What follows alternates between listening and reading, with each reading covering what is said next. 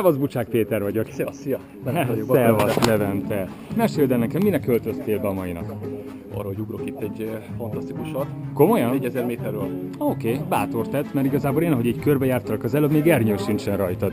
Biztos vagy a dolgodban? Abszolút biztos vagyok benne. Oké, jól hangzik. És úgy érzem, hogy ernyő nélkül is tudok.